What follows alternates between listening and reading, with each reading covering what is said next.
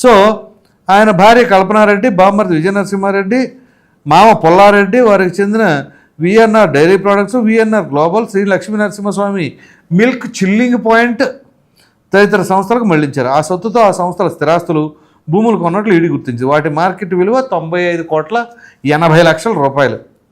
ఇక్కడ నుంచి మొదలైద్ది కొనుగోలు. ఎక్కడెక్కడ ఏమేమి కొన్నాడు, ఎన్ని ఎకరాలు ఏంటి. ఎన్టీఆర్ జిల్లా జగ్గేపేట మండలం గౌరవరంలోని 49,05,00,000 విలువ చేసే 34 ఎకరాల వ్యవసాయ భూమిని పుల్లారెడ్డి, విజయ నరసింహారెడ్డి, వాసుదేవరెడ్డి భార్య కల్పనారెడ్డి పేరిట 2022లో గిఫ్ట్ డీడ్ చేశారు. VNR dairy products limited, Kalpana Reddy, Vijaya Narasimha Reddy భాగస్వాములు. కుంభకోణం సొత్తులో కొంత భాగాన్ని వాసుదేవరెడ్డి ఆ సంస్థలకు మళ్లించారు. ఆ డబ్బుతో ఆ సంస్థ తెలంగాణలోని వికారాబాద్ జిల్లాలో 34,33,00,000 విలువైన ఆస్తులు కొన్నది. హైదరాబాద్లోని గండిపేట వెన్సా బ్రిడ్జ్లో 1,40,00,000 విలువైన విల్లాను విఎన్ఆర్ డైరీ కొనుగోలు చేసింది.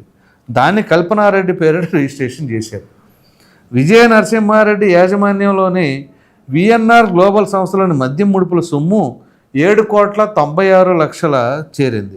ఈ సంస్థ పేరిట తెలంగాణలోని మహేశ్వరంలో 3,872.17 చదరపు గజాల ఫ్లాట్ను కొన్నారు. దీని మార్కెట్ విలువ 8,51,00,000. వీటితో పాటు పుల్లారెడ్డి, విజయ నరసింహారెడ్డి పేరిట ఉన్న పలు ఆస్తులను ఈడీ జప్తు చేశారు.